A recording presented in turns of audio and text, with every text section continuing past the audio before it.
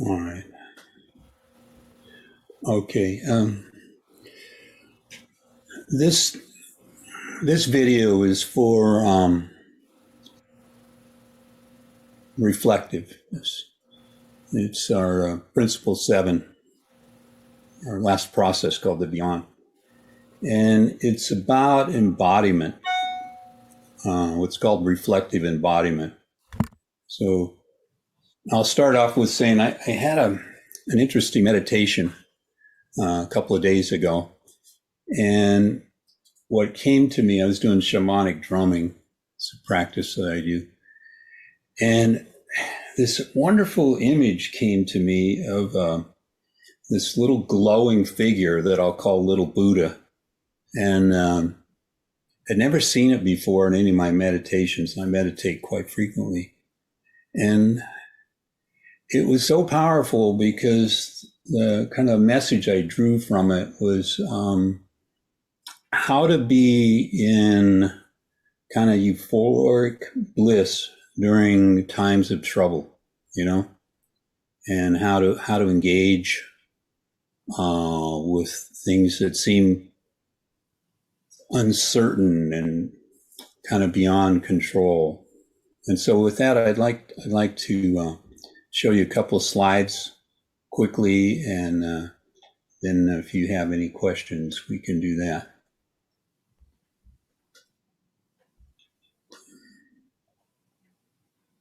So you see here up in the upper right, kind of the image that I could find that looked most like the little Buddha figure I saw. And I've decided to name 2 cancers that I have, one in the prostate, one in the kidney. Actually, one's sitting right above the kidney, as little Buddhas, because they're like these little colonizing cells that colonize other parts of my body. And I'm interested in kind of how that works, and how to be reflective about it. And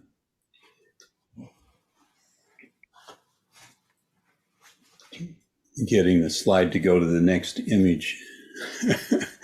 So I've got a diagram here of what I think is going on, and what I call Enthinkment, how I think about a situation where I just got a report that I have stage 2B malignant cancer. And a 2B means it's on both sides of my prostate and all through it and all around it, and plus the kidney. And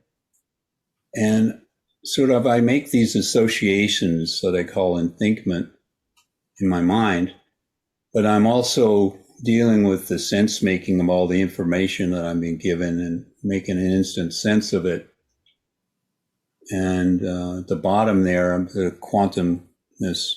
I know I'm dealing with a few cells out of 37 trillion cells in my body that are being colonized by what I call the little Buddhas. And this was sort of the result of it. Stage 2B aggressive, on way to stage 3, all through prostates into outer regions. Good news is the bone scan was negative. In other words, it's not proceeding to the bone. And what they did was a bunch of biopsies where they took 17 samples in addition to all the gamma scans and CAT scans. And they found in 13 of the 17 samples, as much as 100% of the tissue had a malignant cancer. And these samples were of the prostate. So the analysis was to watch the kidney, because sitting on top of the kidney was another little Buddha, but not aggressive and slow. and so didn't need to be watched as carefully as what I need to do now. And I hope you can see this, but the kidney, the findings are that it's something to watch for, but not serious. So when I look at Enthinkment and how I think about all of this, I think about associations of different ideas and pulling them together in different qualities, because I am a thinker. As an enactor, making sense of all of this, I'm in the flow of experience and I'm still assimilating that experience. But as a quantum storyteller, what Charles Saunders Peirce calls cynicism is the continuity of time. I'm in the continuity of time, and I'm naming all of this the little Buddhas. So that's my story. Aho.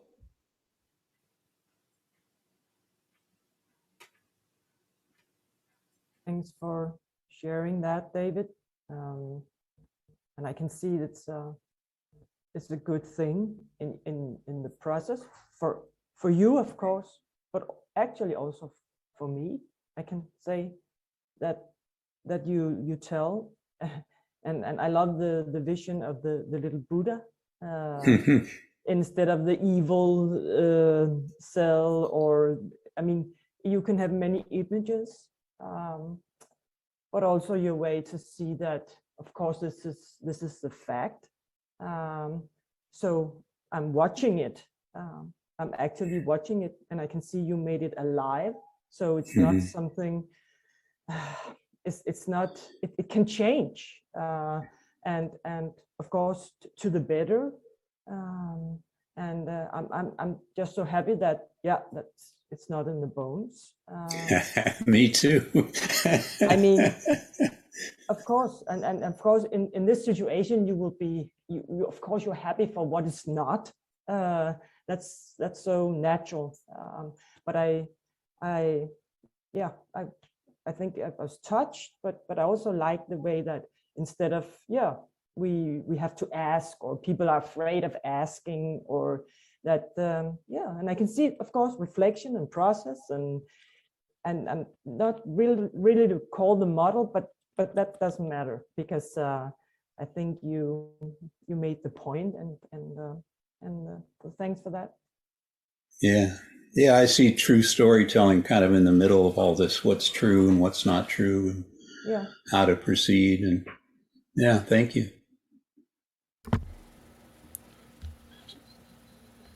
I think it's remarkable the way that you've managed this, the way that you're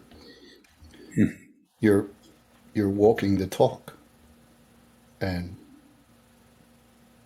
I'm privileged to even share this with you, this personal journey that you're on, that we've been on for 5 years, but the evolution of it, it's really remarkable. Yeah, it is. And I will process the way you're processing this. I mean, the view of it, the way you have put it and framed it, we're all with you. I mean, we're not just with you, but we're really with you. That's great. And thank you. Thank you. Hey, Jens. Hey, David. Thank you for sharing.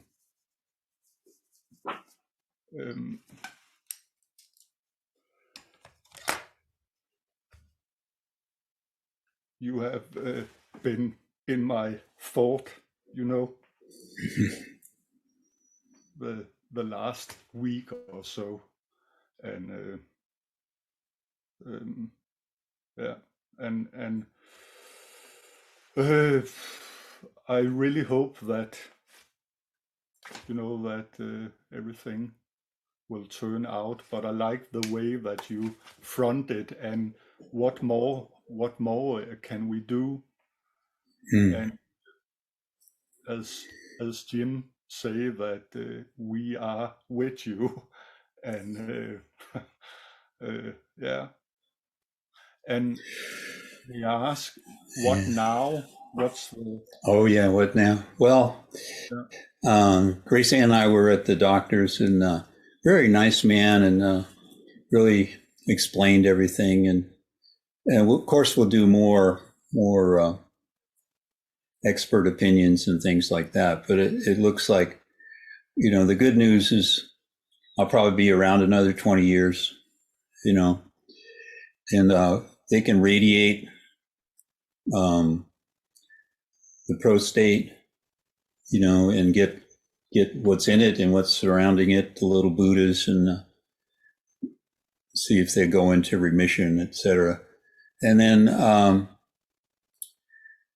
the other thing is it's a matter of what kind of treatment would you do, Like, it doesn't make any sense to do surgery because you wouldn't be dealing with what's already escaped the prostate, and is surrounding it. So that radiation seems to make a lot of sense, but also diet, nutrition, the kind of exercise, running, just being fit.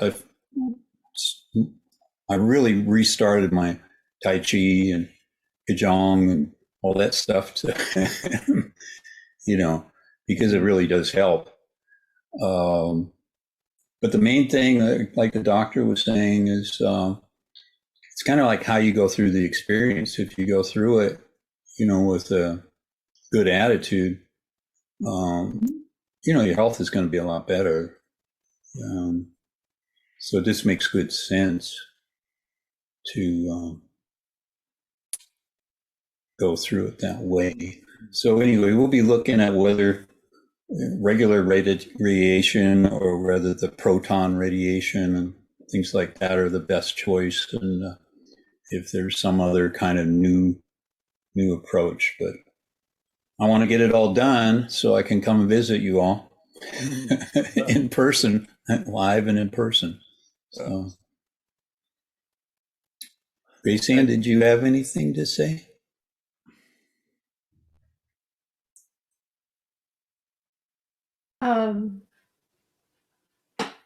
No.